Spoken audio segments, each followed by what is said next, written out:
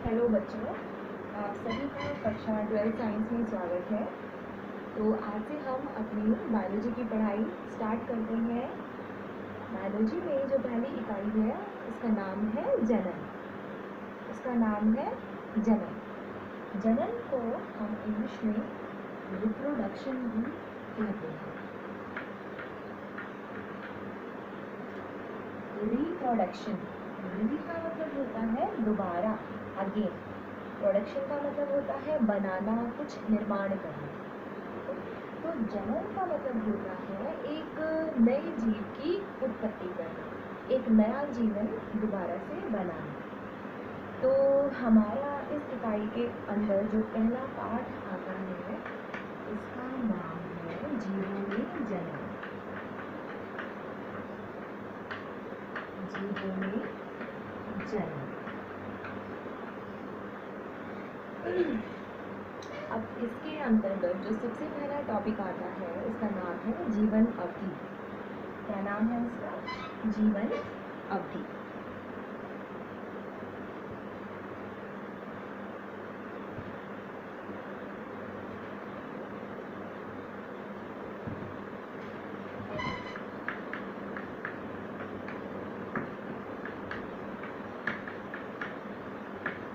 जीवन अवधि को हम लाइफ स्पैन भी कहते हैं। अगर इसकी हम परिभाषा की बात करें तो परिभाषा इसकी ये होती है कि जन्म से लेकर प्राकृतिक मृत्यु तक किसी जीव का जितना भी जीवन काल होता है उसे हम जीवन अवधि कहते हैं। तो मैं यहाँ पर लिख देती हूँ।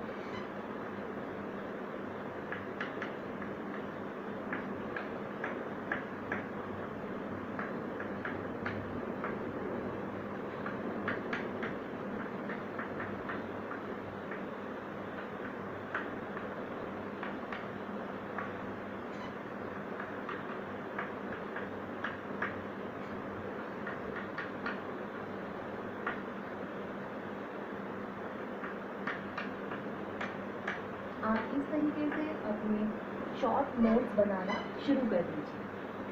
फिर से एक बार समझते हैं कि जीवन अवधि क्या है। जीवन अवधि को अगर हम समझेंगे तो जीवन अवधि होती है किसी भी जीव के जन्म से लेकर प्राकृतिक मृत्यु तक के बीच के समय को हम जीवन अवधि कहते हैं। इसके हम बहुत सारे उदाहरण देख सकते हैं, जैसे कि आपके एनसीईआरटी की किताब में बहुत सारे उदाहरण दिए गए हैं। आप उन्हें अच्छे से ध्यान से पढ़िएगा। अगर हम इसका उदाहरण लें, अपना ही उदाहरण लें मनुष्य का, तो मनुष्य में अगर हम जीवन अवधि की बात करें तो वो लगभग पाया गया है 80 ईयर्स। कितना? 80 ईयर्स। इसी तरीके से अगर आप बात करें टॉर्टोइस की, यानी कि कछुए की, जिसका जीवन काल बहुत लंबा माना जाता है, सबसे ज़्यादा पाया जाता है जिसका जीवन अवधि वो है 200 ईयर से भी अधिक। इसी तरीके के आप देख सकते हैं अपनी एनसीईआरटी किताब में बहुत सारे उदाहरण दिए गए हैं। अब हम देखते हैं नेक्स्ट जो टॉपिक है वो फिर से एक बार हम रिपीट करते हैं जो मैंने शुरुआत में आपको समझाया था कि जनन की परिभाषा हम कैसे समझेंगे। पहले हमने समझा जीवन अवधि, अब हम देखेंगे जनन क्या है। तो जनन की परिभाषा मैं यहाँ लिख देती हूँ, आप अपनी कॉपी में नोट डाउन कर लेना उसे। बिल्कुल अपने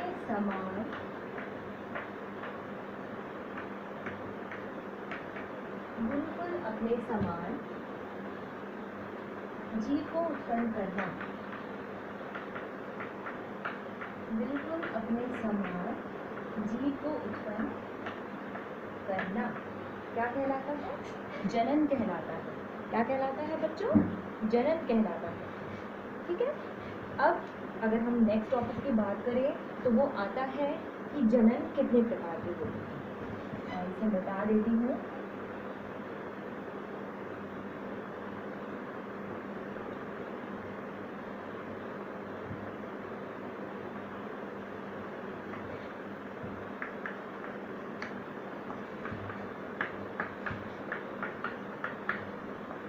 जनन जो है बच्चों, जो रिप्रोडक्शन होता है जीवों में, वो दो तरीकों से होता है। एक को हम कहते हैं अलैंगिक जनन, अलैंगिक जनन, और दूसरे को हम नाम देते हैं लैंगिक जनन। दूसरे को हम नाम देते हैं लैंगिक जनन। अगर हम इसे इंग्लिश में समझें तो लैंगिक जनन को हम कहते हैं सेक्सुअल रिप्रोडक्शन और अलैंगिक जनन को कहते हैं एसेक्सुअल रिप्रोडक्शन। मैं यहाँ पर लिख देती हूँ।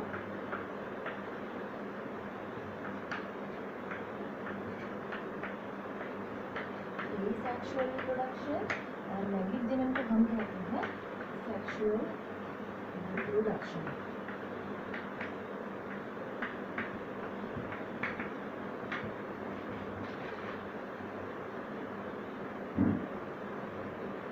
अब हम एक एक करके इन दोनों को समझने की कोशिश करेंगे।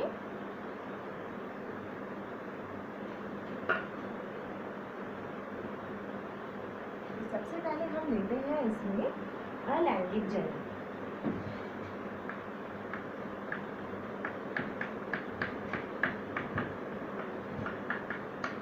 सबसे पहले जो हम इसमें समझेंगे अभी वो है हमारा एसेक्सुअल रिप्रोडक्शन। अलैंगिक जनन की अगर हम बात करें तो बेटा इसमें सिर्फ एक ही पेरेंट की यानी कि एक ही जनक की आवश्यकता पड़ती है। और लैंगिक में क्या होता है, अगर हम दोनों को तुलना करते हुए समझते चले तो लैंगिक जनक में दो पेरेंट की आवश्यकता होती है, नर और नारी, या कह सकते हैं पुरुष और स्त्री। तो इसमें हम शॉर्ट पॉइंट्स लिखते चलते हैं, आप अपनी कॉपी में उन्हें नोट करते रहना, समझते भी चलेंगे। केवल एक जनक, जिसे हम कहते हैं इंग्लिश में पेरेंट, की आवश्यकता।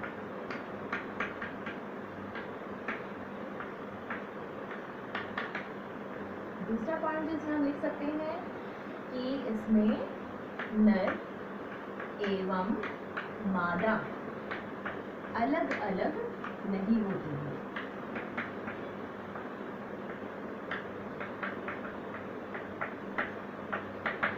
तीसरा पॉइंट जिसमें हम कह सकते हैं कि इस अलैंगिक जनन के द्वारा जो संतान उत्पन्न होती है, बच्चे ध्यान देना, उसे हम नाम देते हैं क्लोन।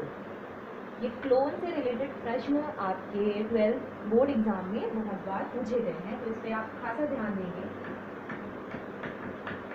संतान जो उत्पन्न हुई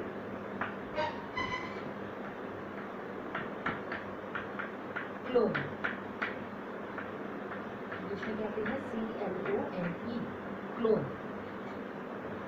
मैं इसे अंडरलाइन कर रही हूँ। संतान जो उत्पन्न हुई क्लोन कहलाती है।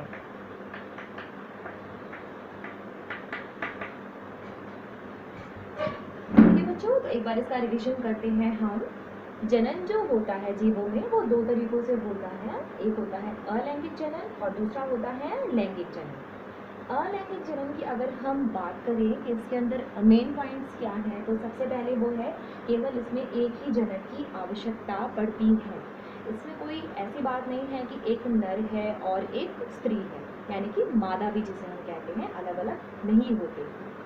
संतान जो इस प्रक्रिया के द्वारा अलैंगिक जनन के द्वारा जब उत्पन्न होती है उसे हम नाम देते हैं क्लोन। क्यों कहते हैं क्लोन, ये भी हम आगे डिस्कस करेंगे। फिलहाल आप ये सारी चीजें नोट कर लीजिए।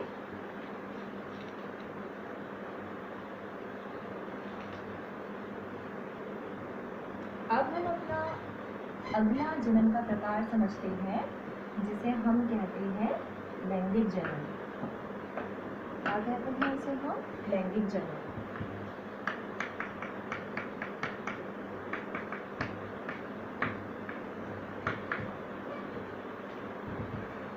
इसमें हम पहले पॉइंट्स नोट करते चलते हैं, फिर समझेंगे।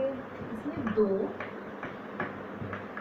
जनक की आवश्यकता होती है, यानी कि इसकी वही बात है, विपरीत जनक की जरूरत पड़ती है, जो कि अलैंगिक जनन में नहीं पड़ती है। दो जनक की आवश्यकता होती है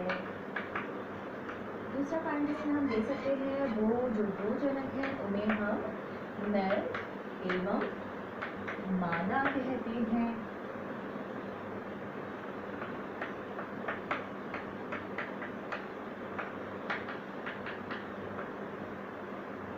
तीसरा पॉइंट जिसमें हम कह सकते हैं वो है कि इनसे उत्पन्न जो संतान होती है वो हूबहू अर्थात बिल्कुल सेम टू सेम अपने पेरेंट्स से नहीं मिलती जुलती।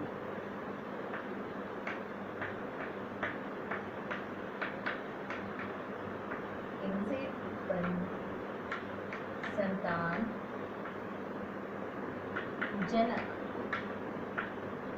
के हूबहू अर्थात समान नहीं होती।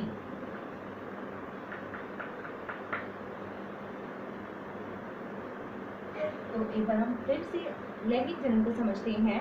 लैंगिक जनन में हमें दो जनक की आवश्यकता होती है, नर एवं मादा जिसे हम कहते हैं।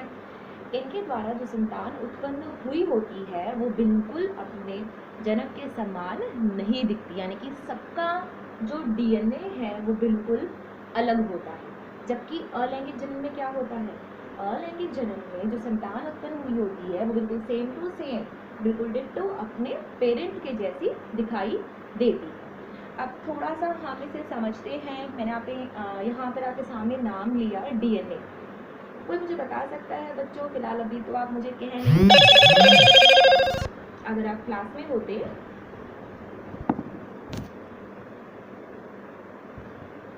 तो मैं आपसे पूछ रही थी कि अगर आप क्लास में होते तो मैं आपसे आंसर सुन लेती। फिलहाल आप मुझे ग्रुप में मैसेज करना कि डीएनए और जीन क्या है। ये प्रश्न मैं फिर से रिपीट कर रही हूँ। आप बच्चे मुझे बताएंगे कि डीएनए और जीन क्या होते हैं। ठीक है, फिलहाल हम अपने नेक्स्ट टॉपिक की ओर बढ़ते हैं।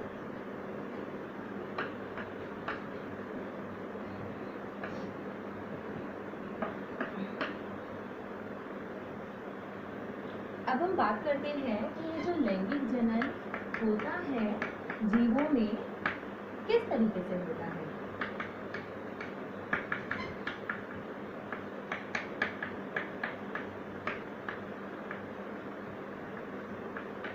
लैंगिक जनन होने का जो प्रोसेस है वो कैसा है। तो इसमें बेटा जैसे कि हम जानते हैं इसमें हमें दो जनक की आवश्यकता होती है। एक होता है इसमें नर और एक होती है इसमें मादा, जिसे हम स्त्री के नाम से भी जानते हैं। नर का अपना एक डीएनए है, मादा का अपना एक डीएनए है। नर के अंदर जो जनन कोशिकाएं होती है, यानी कि वे कोशिकाएं जो हेल्प करती है किसी जीव को इस संसार में लाने में, उन्हें हम कहते हैं जनन कोशिकाएं। उनको हम नाम देते हैं शुक्राणु। क्या नाम देते हैं बच्चों? शुक्राणु। ऐसे ही मादा के भीतर भी जनन कोशिकाएं होती हैं, क्योंकि दोनों का योगदान है तभी लैंगिक जनन प्रोसेस संपन्न हो सकता है। तो इनके अंदर जो जनन कोशिकाएं पाई जाती हैं उन्हें हम नाम देते हैं अंडाणु। क्या नाम देते हैं उन्हें? हम अंडाणु नाम हम देते हैं। शुक्राणु, अंडाणु, ये दोनों के दोनों क्या है? जनन कोशिकाएं हैं। इन जनन कोशिकाओं को हम इंग्लिश में गैमेट्स कहते हैं। क्या कहते हैं? गैमेट्स। आपको इंग्लिश में भी ये याद होना चाहिए। उसके बाद बेटा जब ये दोनों जनन कोशिकाएं आपस में मिलती हैं तो ये निर्माण करती हैं किस चीज का? उम्मीद करती हूँ आपको याद होगा, क्योंकि हम ये सारी चीज अपनी 11th क्लास में पढ़ चुके हैं। जी हाँ, इसे हम कहते हैं युग्मनज। क्या कहते हैं? युग्मनज। युग्मनज जो होता है उसे हम इंग्लिश में नाम देते हैं ज़ाइगोट। क्या नाम देते हैं? ज़ाइगोट। आगे चल के जो बना देता है एक संतान, या फिर जिसे हम कह सकते हैं शिशु। इसे हम नाम देते हैं शिशु अथवा संतान। मैंने थोड़ी देर पहले आपसे प्रश्न किया था कि आप डीएनए और जीन से क्या समझते हैं। बेटा आपको पता है कोशिका, कोशिका क्या है? हमारे शरीर की, या कह सकते हैं किसी भी जीव के शरीर की सबसे छोटी इकाई, जो हमारी सारी क्रियाओं को कंट्रोल करते हैं, हमारे शरीर को एक आकार देते हैं। ठीक है, तो हमारे जो भी लक्षण दिखाई देते हैं, यानी कि हमारा हाथ कितना लंबा होगा, हमारे बाल कितने लंबे होंगे, हमारी आँखें कैसे होंगी, ठीक है, जो भी कुछ हमारे शरीर की बनावट है उसे कौन कंट्रोल कर रहा है? डीएनए। कौन कंट्रोल कर रहा है बेटा उसे? डीएनए कंट्रोल करता है। तो इसे हम कह सकते हैं कि हमारे भीतर जो भी लक्षण होते हैं उन्हें कौन कंट्रोल करता है? डीएनए। अब जीन क्या होते हैं? जीन सबसे छोटी इकाई है जो कहाँ पर उपस्थित है? डीएनए। कहाँ पर उपस्थित होते हैं? डीएनए। तो अगर हम इसे और दूसरे रूप में समझें तो शरीर को आकार एवं संरचना देने की जो जिम्मेदारी होती है वो किसके पास होती है? डीएनए के पास। किसके पास होती है? डीएनए के पास। तो यहाँ पर आप एक छोटा सा नोट लिख सकते हैं।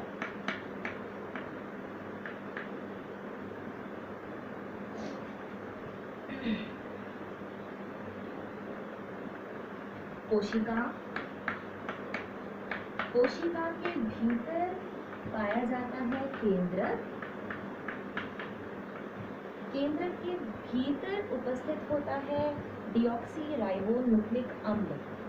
ठीक है, जिसे हम कहते हैं जीन एक तरीके से, यानी कि सबसे छोटी इकाई। तो इनके भीतर उपस्थित होते हैं हमारे डीएनए,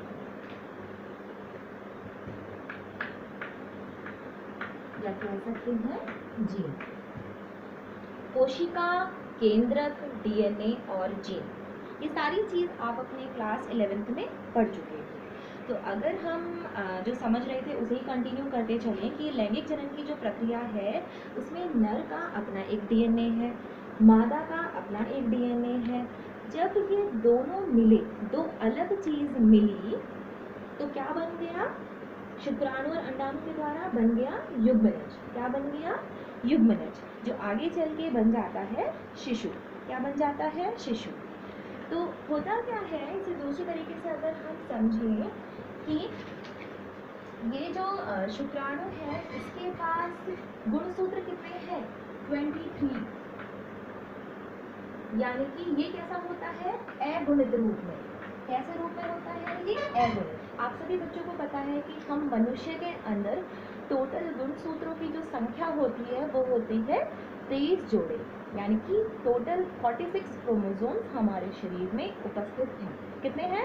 46 क्रोमोसोम। लेकिन होता क्या है, जब जनन प्रक्रिया होती है तो इन जनन कोशिकाओं में डिवाइडेशन शुरू हो जाता है, ये डिवाइड हो जाते हैं। तो उस समय शुक्राणु जो कि किसके अंदर मौजूद है? नर के अंदर। तो शुक्राणु के पास टोटल गुणसूत्र कितने हैं? 23। ऐसे ही मादा के अंडाणु के पास कितने गुणसूत्र उपस्थित हैं? 23। जब ये 23 और ये 23 मिल जाते हैं तो टोटल ये कितने बन गए यहाँ पर? कितने बन गए हैं यहाँ पर? 46 क्रोमोसोम। कितने? 46 क्रोमोसोम।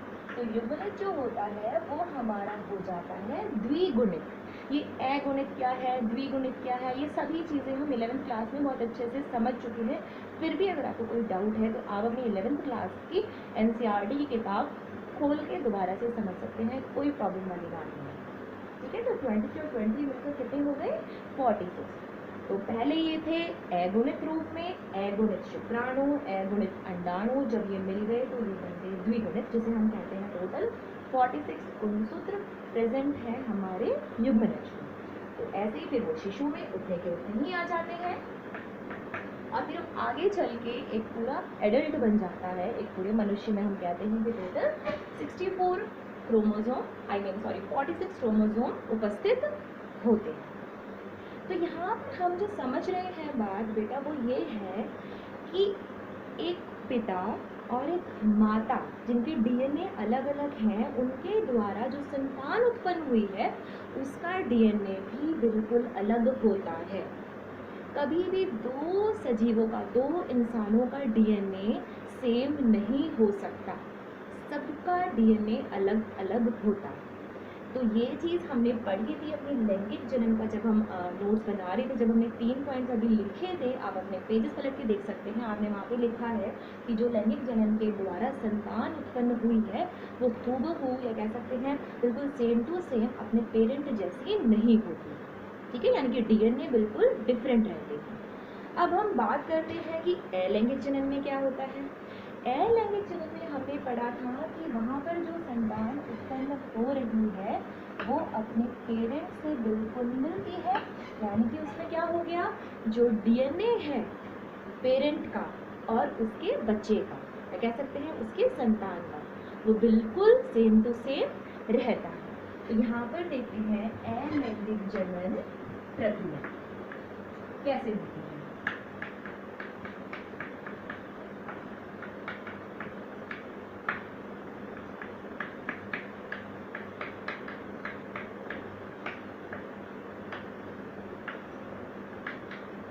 अलैंगिक जनन की प्रक्रिया, इसको हम बहुत अच्छे तरीके से समझ सकते हैं अमीबा के उदाहरण के द्वारा।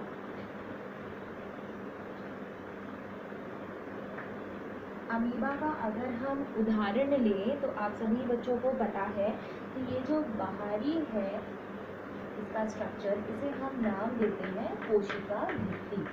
क्या नाम देते हैं इसे? कोशिका भित्ति। और इसके अंदर ये जो बीच वाला पोर्शन होता है इसे हम कहते हैं केंद्र। क्या नाम देते हैं? केंद्र। क्या नाम देते हैं बच्चों? केंद्र। अब क्या होता है, जब ये अलैंगिक जनन प्रक्रिया शुरू होनी होती है एक मैच्योर, एक परिपक्व अमीबा के भीतर, यानी कि जब वो इस दुनिया में एक जीव को पैदा करने के लिए पूरी तरीके से तैयार है, तो उस समय क्या होता है, इसके भीतर जो डीएनए है वो 2 गुना हो जाता है। मान लो अपना एक डीएनए मौजूद है, इसके पास अपना एक डीएनए, तो ये क्या करता है, जनन प्रक्रिया करने से पहले उसका डबल कर देता है अपने शरीर के भीतर। यानी एक तो पहले से मौजूद था, तो अब कितना हो जाएगा, 2 गुना का मतलब एक और डीएनए बन गया इसके शरीर में। यानी कि टोटल अब कितने डीएनए हो गए, 2 डीएनए। ठीक, ये होने के बाद ही इसमें अब अलैंगिक जनन की प्रक्रिया प्रारंभ होती है, या कह सकते हैं शुरू होती है। अब क्या हुआ इसमें, अब ये किस तरीके से होता है डिवाइड, ये हम आगे पढ़ेंगे जब हम अलैंगिक जनन की प्रक्रिया या कह सकते हैं अलैंगिक जनन की विधियां कितनी प्रकार की होती हैं, तब मैं आपको एक्सप्लेन करूंगी अच्छे से कि अमीबा कैसे अपने बच्चे को उत्पन्न करता है, कैसे या किस तरीके से इस दुनिया में लाता है। तो यहाँ पर हमें ये पता चला कि एक डीएनए जो मौजूद था अमीबा के अंदर, उसने अपना जोड़ीदार बना दिया, एक और डीएनए उत्पन्न कर दिया। उसके बाद इसमें से जो संतान उत्पन्न हुई है उनमें डीएनए का बंटवारा हो गया, एक इसके पास चला गया, दूसरा दूसरे संतान के पास चला गया। ठीक है, तो ये है जनक अमीबा का चित्र, और ये जो बने हैं ये इसकी 2 संतान हो गए। तो मैं आपको यहाँ ये समझाना चाह रही हूँ कि लैंगिक जनन में जो संतान उत्पन्न हुई है उसका डीएनए बिल्कुल अलग होता है अपने माता पिता से, जबकि अलैंगिक जनन में जो डीएनए संतान का है वो बिल्कुल उसने कहाँ से लिया है, अपने पेरेंट्स से। यानी कि कह सकते हैं कि पेरेंट और संतान का डीएनए बिल्कुल एक समान होता है। अब हम बढ़ते हैं अपने नेक्स्ट टॉपिक की तरफ, जो है अलैंगिक जनन की विधियां। तो बेटा इस ये जो आपका पार्ट है, इस पार्ट में आपको मेनली अलैंगिक जनन के बारे में बताया गया है। तो अब हम देखेंगे अलैंगिक जनन की विधियां कैसे होती है। उससे पहले मैं एक चीज़ और आपको बताना चाहूँगी जो कि 12th क्लास में बोर्ड एग्जाम में बहुत पूछा जाता है कि विभिन्नताएं, जैसे हम कहते हैं वेरिएशंस, विभिन्नताएं जिसे हम इंग्लिश में नाम देते हैं वेरिएशंस, क्या है, ये क्वेश्चन बहुत पूछा जाता है। तो और ये भी पूछा जाता है कि विभिन्नताएं किस प्रकार के जनन में पाया जाता है, यानी कि आपको बताना है कि ये अलैंगिक जनन में पाया जाता है या फिर लैंगिक जनन में पाया जाता है। तो फिर से एक बार हम रिपीट करते हैं। अलैंगिक जनन में हमने पढ़ा था कि जो डीएनए होता है बच्चों का वो बिल्कुल हूबहू अपने पेरेंट जैसा होता है, यानी कि वहाँ पर तो विभिन्नताएं हो ही नहीं सकती। लैंगिक जनन में क्या होता है, लैंगिक जनन में जो डीएनए होता है बच्चों का वो बिल्कुल अलग होता है अपने पेरेंट से, और अलैंगिक जनन में क्या होता है, सेम टू सेम होता है। और विभिन्नताएं का मतलब क्या होता है, अलग अलग, भिन्न भिन्न, है ना। तो इसीलिए विभिन्नताएं क्या है, अलग अलग, इंडिविजुअल डिफरेंस जिसे हम कहते हैं, यानी कि हर जीव दूसरी जीव से भिन्न है। अगर हम उसके डीएनए या जीन स्तर पर स्टडी करें किसी जीव के बारे में तो हम कहेंगे जो विभिन्नताएं हैं वो किसमें पाई गई है। हाँ, आप बिल्कुल सही सोच रहे हैं, विभिन्नताएं पाई जाती हैं लैंगिक जनन प्रक्रिया संपन्न करने वाले जीव में। तो अब हम बढ़ते हैं अपने नेक्स्ट टॉपिक की तरफ जिसका नाम है अलैंगिक जनन की विधियां।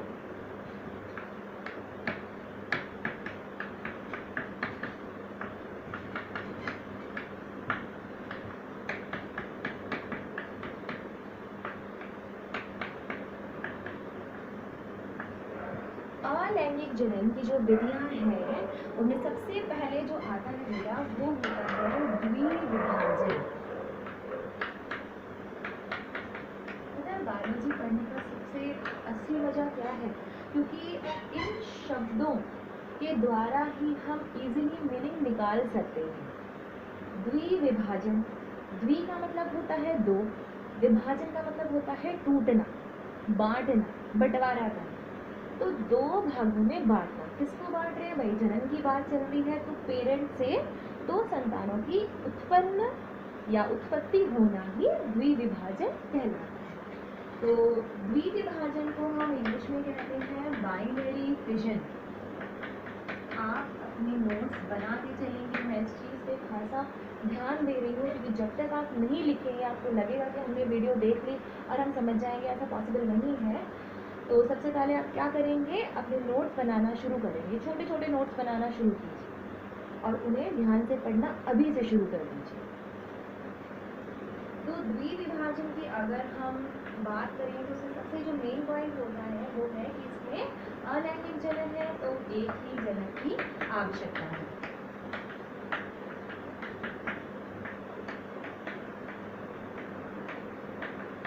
एक ही जनन की आवश्यकता इसमें होती है।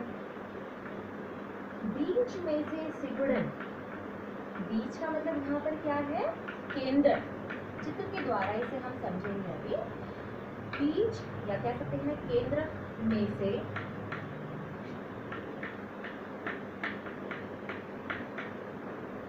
सिकुड़न शुरू होती है।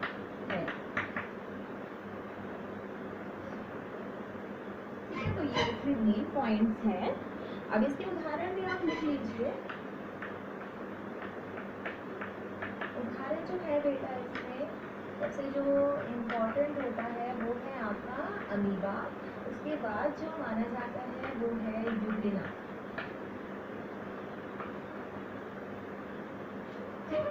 अब इसे हम चित्र के द्वारा समझेंगे।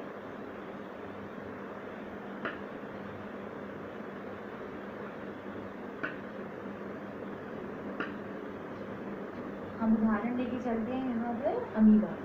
अमीबा की अगर हम बात करें, मैंने थोड़ी देर पहले भी उसका चित्र बनाया था। इसका कोई एक निश्चित आकार नहीं होता, जैसे कि आप छोटी क्लास में पढ़ चुके हो। अमीबा का कोई निश्चित आकार नहीं होता है। ये इनके जो लेग्स होते हैं जिन्हें हम सूडोपोडिया कहते हैं, यानी कि फॉल्स फूड, यानी कि भोजन को देख के ये अपने शरीर की बनावट बदलते रहते हैं। इन्हें हम नाम देते हैं कोशिका भित्ति। क्या नाम देते हैं इन्हें हम, कोशिका भित्ति नाम देते हैं इन्हें हम। ये होता है हमारा केंद्र, ये है हमारा एक यहाँ पर परिपक्व अमीबा। कैसा है ये हमारा एक परिपक्व अमीबा मौजूद। अब ये पूरा संपन्न है, पूरी तरीके से तैयार है इस दुनिया में अपने संतान को पैदा करने के लिए।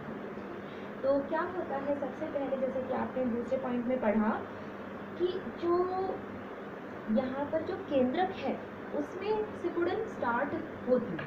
तो क्या हुआ यहाँ पर, बाहरी हिस्सा तो जैसा था वो वैसे का वैसा रहा, और जो इसमें केंद्रक था वो बीच में से सिकुड़ना शुरू कर देता है। आप बच्चों को पता होना चाहिए कि जीव विज्ञान में चित्र का बहुत इम्पोर्टेंट रोल होता है। जब भी आप अपना आंसर लिखते हैं और पॉसिबल हो कि वो चित्र के द्वारा समझाया जा सके, तो आपको पूरी कोशिश करनी चाहिए कि थ्योरी लिखने के साथ साथ आप चित्र को भी अच्छे से पेश करें। तो यहाँ पर केंद्रक में सिकुड़न स्टार्ट हो गई, ठीक है। सिकुड़ते सिकुड़ते क्या हो गया, ये जो बाहरी हिस्सा था ये एक दूसरे के नजदीक आना शुरू हो गया, ऐसे ऐसे जा रहे हैं हमारे चित्र। फिर क्या हुआ, ये बाहरी हिस्सा हमारा ऐसे का ऐसे ही रहा, और जो हमारा केंद्रक था वो दो में बट गया, क्योंकि बीच में से सिकुड़न स्टार्ट हो गई। तो ये जो पूरा एक केंद्रक था अब भी कितने रूपों में आ गया, ये दो रूपों में बट गया। नेक्स्ट अब क्या हुआ कि हर एक केंद्रक को कोशिका भित्ति घेर ली। ये केंद्रक है, ये कोशिका भित्ति इसके पास आ गई, ऐसे ही दूसरा केंद्रक है, ये कोशिका भित्ति इसके पास आ गई। तो टोटल हम कह सकते हैं कि एक परिपक्व अमीबा से कितने अमीबा उत्पन्न हो गए हैं, 2 संतान उत्पन्न हो गए हैं, जिनके डीएनए या कह सकते हैं जो हूबहू अपने पेरेंट के समान दिखते हैं, ठीक है। तो यहाँ पर आप लिखेंगे संतान अमीबा।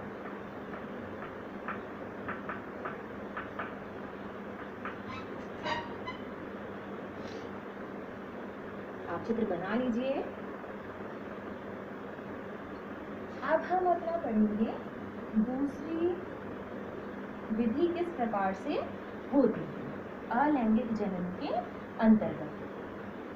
अलैंगिक जनन के अंतर्गत दूसरी विधि जो आती है वो है बीजाणु जनन।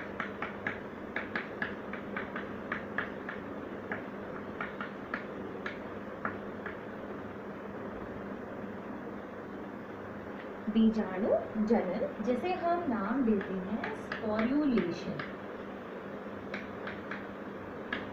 तो पहले इसके पॉइंट्स लिख लेते हैं। सबसे पहले नाम ही है बीजाणु, जिसे हम नॉर्मल भाषा में कहते हैं बीज या फिर सीड्स भी कहते हैं इंग्लिश में। तो यहाँ पर हम लिखेंगे बीजाणु अथवा बीज के द्वारा जनन होता है। बीजाणु अथवा बीज के द्वारा जनन होता है। बीज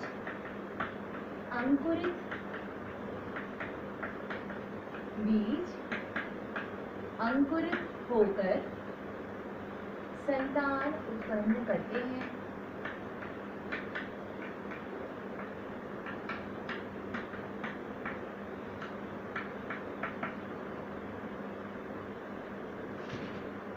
इसके अगर हम उदाहरण की बात करें तो इसमें जो मोस्ट कॉमन उदाहरण आता है वो आता है पेनिसिलियम का।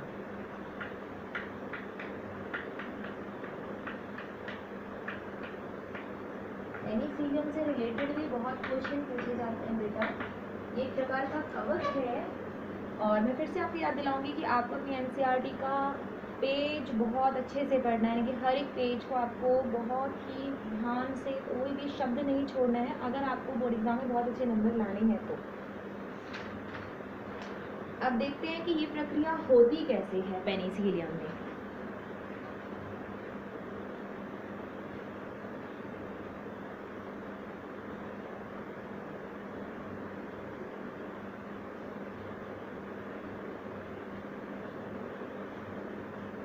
पेनिसिलियम का अगर हम चित्र बनाएं, ये एक कवक है, कवक को हम कहते हैं फंजाई।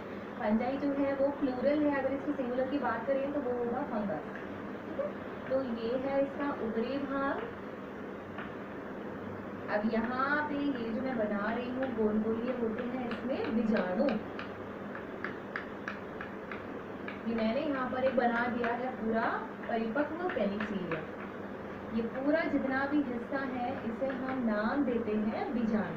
ये कह सकते हैं, इसे हम कहते हैं नॉर्मली बीज। अब क्या हुआ, किसी भी माध्यम के द्वारा, वो माध्यम हमारा नॉर्मली हम मानते हैं हवा को। हवा के द्वारा क्या हुआ, जब ये पूरा परिपक्व हो गया, ये बीज जो है वो हवा माध्यम के द्वारा ले जाए जाते हैं, अपना एक अच्छा सा स्थान ढूंढकर वहां पर अपनी जगह बनाकर दोबारा से पनप जाते हैं और फिर एक और हमारा पेनिसिलियम तैयार हो जाता है। माध्यम मैंने आपको बताया यहाँ पर हवा, वायु, ठीक है। तो यहाँ पर